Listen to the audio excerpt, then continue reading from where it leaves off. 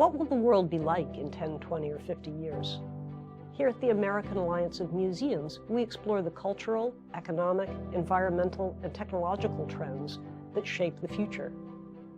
This year, in TrendsWatch 2019, the Alliance's Center for the Future of Museums explores 5 forces shaping the world and how museums can respond to those trends. The first of these is a precipitous decline in trust, as we become confused about whether the news we consume is true or false. Right now, trust in government, media, academia, industry, even nonprofits, is at an all-time low. People have locked themselves into digital and social echo chambers where they only hear news and opinion that already confirms what they believe to be true. Anything that contradicts those beliefs is likely to be labeled fake news and dismissed out of hand. And that news may actually be fake, as technology makes it easier to manipulate opinion and falsify the records of what we see and hear. But even as trust declines, museums remain among the most trusted sources of information. How can we use that trust as a force for good? How can museums help society rebuild a common framework for telling fact from fiction? Our technology topic this year is blockchain. Our news feeds are bursting with headlines about Bitcoin and cryptocurrency. What the heck are these things and why should museums care? The underlying technology, blockchain, has been around for over a decade. Fundamentally, it's a way of recording digital transfers of things, digital or physical, in a way that's particularly secure and accessible. What makes museums perk up and pay attention? Artists are beginning to use blockchain to register and monetize their work. Auction houses are beginning to use blockchain to record sales. Museums are just beginning to see what they can use blockchain for, including tracking provenance and recording and sharing data. The next topic is decolonization.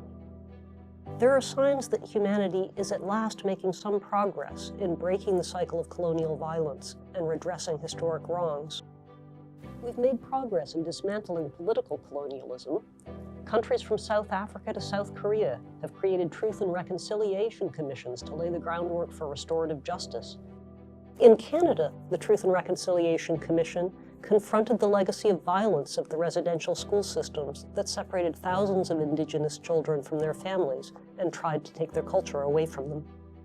But many nations still impose internal colonialism on Indigenous people on settled lands. What is the next stage in our evolution? What are the steps that we will take to decolonize our government, our culture, and our institutions? Museums have a responsibility to help society address this legacy of damage by re-examining our own collections, our culture, and our power structures. Our next focus is homelessness and housing insecurity.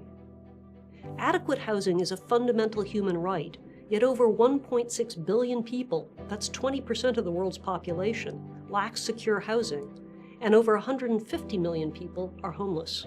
Even in wealthy, stable nations like the United States and the United Kingdom, housing insecurity is rising in tandem with wealth inequality. And housing insecurity and homelessness are classic wicked problems, complex, intertwined, and entrenched with other critical problems like health, education, employment, and social and economic mobility. Solving housing insecurity and homelessness will require government, industry, nonprofits, and philanthropy to rethink their roles and how they work together. How can museums be a bigger part of the solution? And while we work together to solve this wicked problem, how can we ensure that people experiencing housing insecurity can exercise their social and cultural rights? Next up, self-care. Fighting to make the world a better place is often exhausting, debilitating, and traumatic. Self-care, taking action to preserve or improve one's own health, has long been practiced by social activists as a way of maintaining their bodies and soul. The American Psychiatric Association has documented rising levels of anxiety in the American public.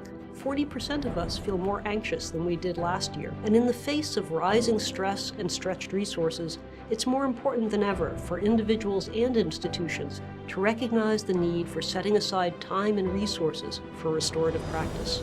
If we treat self-care as an individual responsibility, there's a danger it will just become another source of stress, another item on a checklist of things we feel we ought to do. We need to be careful that we don't use successful self-care as an excuse not to change the systems that cause harm. How can museum workers employ self-care to cultivate the resilience they need to do their work? And how can museums change their own organizational culture and practice to promote the well-being of their staff? TrendsWatch explores what each of these topics means for society and for museums, and how museums can rise to the challenges they present. So go, download, read, share, discuss, and decide what you can do to build a better future for the world.